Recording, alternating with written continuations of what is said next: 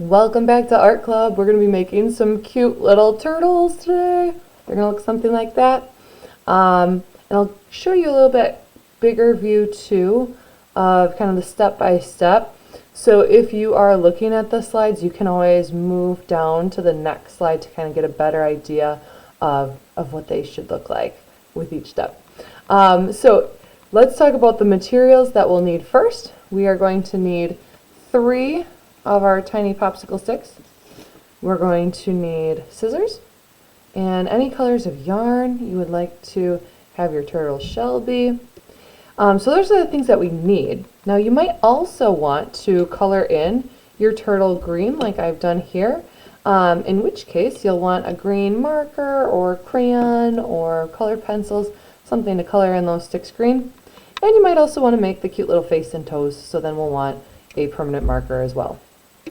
Okay, so step number 1, if you do want to have yours be green in color, our first step is going to be to go ahead and color them in green. And we only have to do one side. You don't have to color both sides, although you could if you want to. I'm just going to color each of these like so.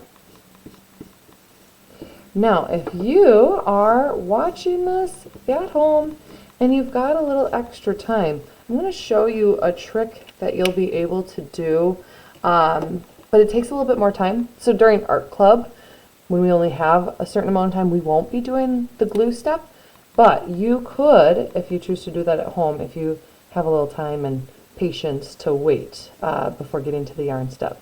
But first, let's make a cute little face on our turtle. I'm going to make 3 U's.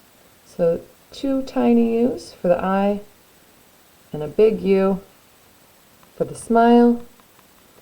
And we'll set our head down there. Then on these sticks, I'm just going to be making 11s on either side for the toes. So see how that just looks like the number 11? There we go. We'll set that there. And then again, the number 11 on each of these. And we'll set that there. So you can see how this almost ends up looking like a star, doesn't it? Absolutely. Now here's where I said if you've got a little extra time at home and you want to make our yarn step a little bit less complicated, what you can do is take your liquid glue and glue each of these together. Once again, our goal is to get it to look like that, something like that. So it looks kind of like a star shape. But you will need to let it dry for a good, probably at least 30 minutes. It kind of depends on how much glue and how humid or dry it is at your home. But you could glue it and then let it sit for a while, and that'll help hold it in place. Now I don't have that kind of time with this video, right? So I'm going to do it the other way, the way I normally do, which does, it does require kind of holding it carefully, and it is a little bit precarious. It kind of moves around a little bit, but I'll show you what I do to kind of bind all of this together. First and foremost, I'm going to choose what color of yarn I would like to use, and then I'm going to leave a tail out the back. See how that's like a few inches long of a tail? We're going to want this when it comes time to finish our yarn to tie that to. So I'm going to leave that tail there.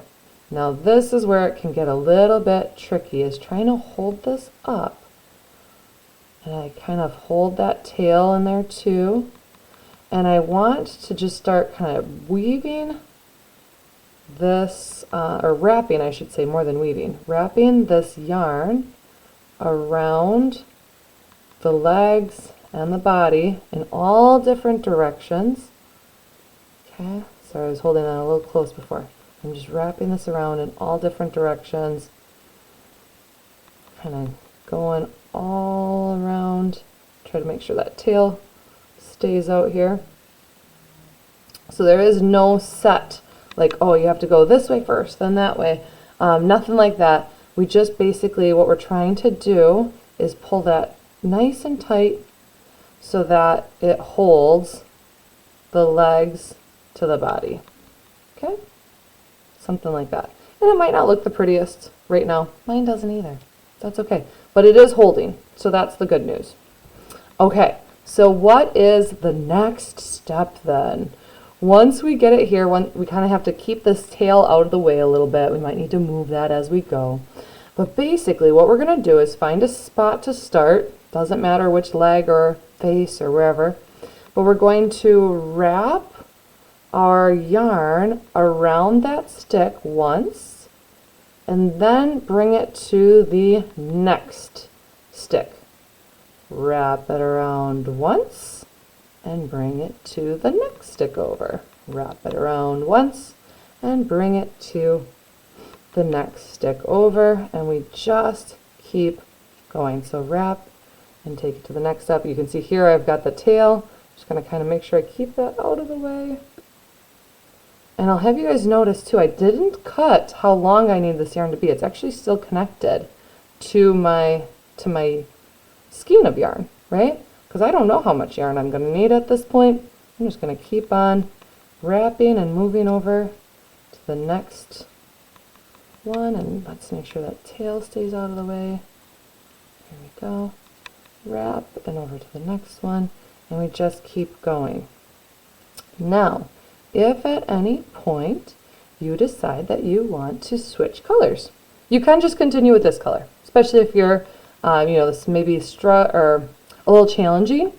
You might want to just stick with the same color, but if you're like, no, I really want to have more than one color on my shell, you might want to have your at-home mentor help with this. I wish I had some extra hands right now, but I don't.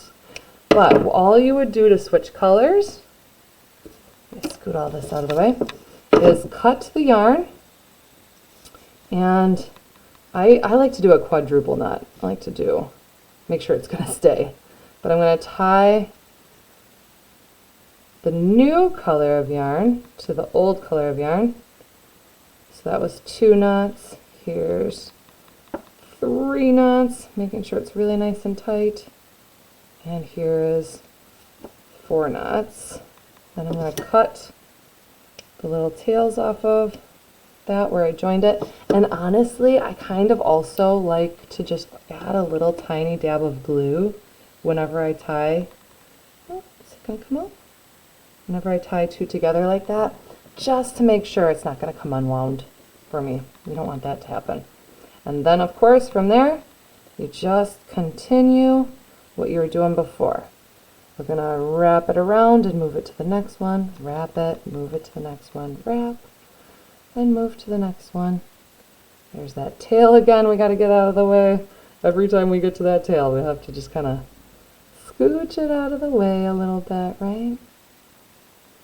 And we keep on going. You could change your color again if you wanted to.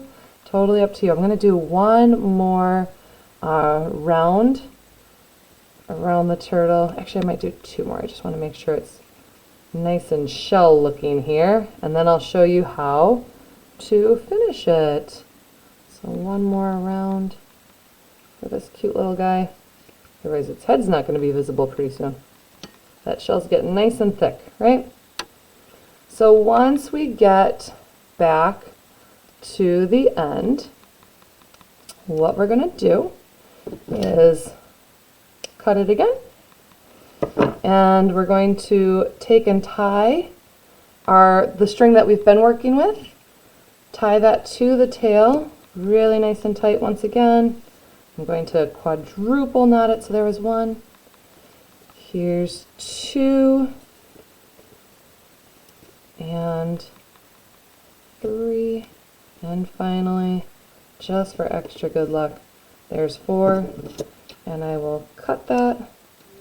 And once again, I always like to add a little bit of glue. Helps me keep fear out of my heart, knowing that there's a little extra glue holding that into place. So something kind of like that at the end.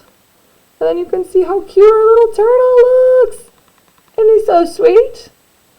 Anyway, I hope you love this little guy. Have fun creating it. And of course, if anything was too fast, feel free to pause, rewind, slow down, and rewatch as many times as you need. Thanks for joining in.